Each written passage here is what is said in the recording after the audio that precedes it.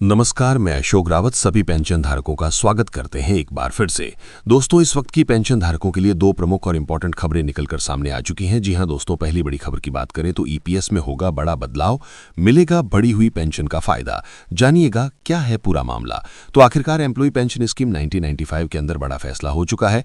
यहां पर अब आप सभी को बढ़ी हुई पेंशन का लाभ जो है किस तरीके से देखने को मिलेगा, इसको लेकर दोस्तों आखिरकार पूरा मामला किस तरीके से है, पेंशन धारकों की मिनिमम पेंशन जो है वो 7500 की मांग को लेकर किस तरीके से बड़ी खबर निकल कर आई है, और वहीं सुप्रीम कोर्ट के फैसले की भी चर्चा इस वीडियो के अंदर की जाएगी। और इसी के साथ यहां पर हम अगली बड़ी खबर की बात करेंगे। कर्मचारी भविष्य निधि संगठन यानी कि ईपीएफओ की ओर से आप सभी के लिए बड़ी खबर आई है। पेंशन कैलकुलेशन का बदलेगा तरीका, सरकार ने दिया है इसको लेकर बहुत ही बड़ा जवाब। तो आखिरकार पेंशन कैलकुलेशन का तरीका किस तरीके से बदलेगा और यहां पर सरकार ने कौन सा जवाब दिया है, इसकी भी चर्चा दोस्तों आज इस वीडियो के अंदर करेंगे। इसलिए हम सभी से निवेदन करते हैं कि आज का ये वीडियो आपके लिए अत्यंत महत्वपूर्ण होने वाला है। तो इस वीडियो को आप शुरुआत से लगाकर लास्ट तक एंड तक पूरा जरूर देखिएगा। और इसके साथ हमारे चैनल पर नए हैं तो चैनल को सब्सक्राइब कर दीजिएगा और इस वीडियो को लाइक करके पेंशन धारक मित्र, दोस्तों और फैमिली मेंबर्स के अंदर भी शेयर जरूर कर दीजिएगा, ताकि वो भी पेंशन और पेंशन धारकों से जुड़ी हर बड़ी खबर का सही, सटीक और तथ्यों पर आधारित विवरण जान सकें। तो चलिए बिना किसी देरी के सबसे पहली बड़ी खबर की ओर चलते हैं। एम्प्लॉय पेंशन स्कीम यानी कि ईपीएस में होगा बड़ा बदलाव, मिलेगा बढ़ी हुई पेंशन का फायदा। जानिएगा क्या है पूरा मामला। तो आखिरकार पेंशन होल्डर ने मिनिमम पेंशन की मांग को लेकर किस तरीके से विरोध प्रदर्शन करने का ऐलान किया, साथ ही सुप्रीम कोर्ट का कौन सा फैसला है और पेंशनर्स की पूरी टाइमलाइन क्या है, इसके बारे में चलिए विस्तार से आप सभी को जानकारी इस वीडियो के अंदर देते हैं। एम्प्लॉय पेंशन स्कीम 1995 यानी कि ईपीएस 95 में आने वाले पेंशनर्स ने अपनी काफी समय से चली आ रही मांगों को लेकर सोमवार को विरोध प्रदर्शन का ऐलान किया है। रिटायर्ड कर्मचारियों का कहना है कि अभी के समय में मिल रही पेंशन उनके लिए बहुत ही कम है और वे अपने हक को पूरा जो है वो नहीं कर पा रही है। तो आखिरकार क्या है तमाम पेंशन होल्डर धारकों की जो बड़ी है मांगे। जी हां, फिलहाल कई पेंशनर्स को 1000 से भी कम पेंशन मिल रही है। उनकी मांग है कि इसे बढ़ाकर कम से कम 7500 रुपए प्रति माह किया जाए और इसी के साथ इसमें महंगाई भत्ते को भी जोड़ा जाना चाहिए। ये पहली मांग है। दूसरी मांग मेडिकल फैसिलिटी को लेकर है। जी हां दोस्तों, बढ़ती बीमारियों को देखते हुए यहां पर जो है पेंशन होल्डर्स और उनके जीवन साथी के लिए फ्री मेडिकल फैसिलिटीज की जो मांग है वो भी की गई है।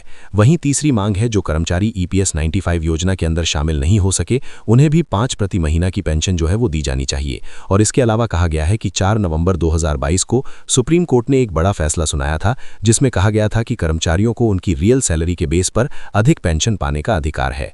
पेंशनर्स चाहते हैं कि इसे बिना किसी देरी के भेदभाव के लागू किया जाए, यानी कि न्यूनतम पेंशन 7500 करना, फ्री मेडिकल की सुविधा, और जो ईपीएस के दायरे में नहीं है उन्हें न्यूनतम 5000 की पेंशन देना। और इसके साथ जो सुप्रीम कोर्ट का फैसला आया था उसे बिना किसी देरी के सुचारू रूप से लागू करने को लेकर 4 प्रमुख मांगे जो हैं हाल फिलहाल के अंदर पेंशन धारकों के द्वारा आप सभी के लिए की गई हैं।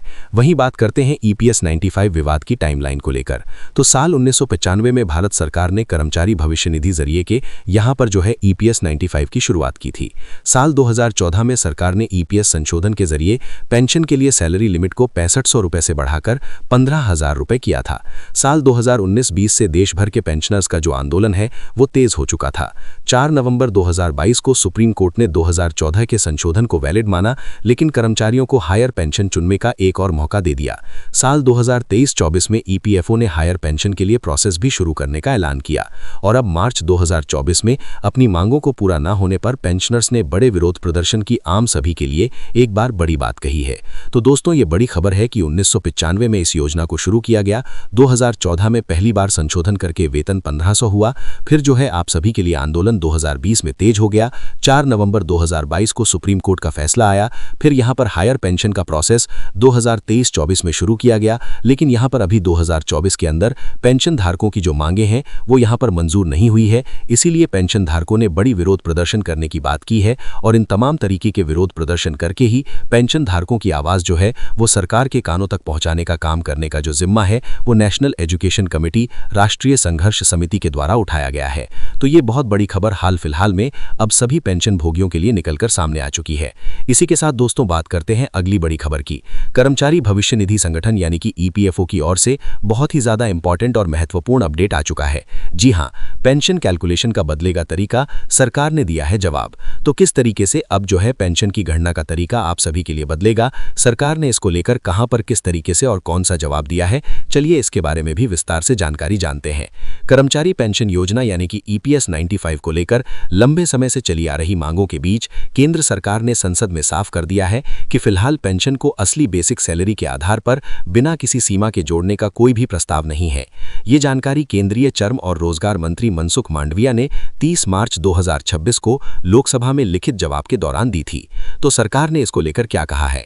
दरअसल दोस्तों, सांसद गिरिधारी यादव ने सरकार से पूछा था कि एम्प्लॉय पेंशन स्कीम यानी कि EPS 95 अभी भी 15 की सैलरी कैप के आधार पर जो है वो तय होती है, जिससे ज्यादा वेतन वाले कर्मचारियों को कम पेंशन मिलती है। साथ ही उन्होंने ये भी जानना चाहा कि सरकार भविष्य में इसे बदलकर असली सैलरी के आधार पर पेंशन जो है वो तय करने की कोई योजना बना रही है या फिर नहीं बना रही है।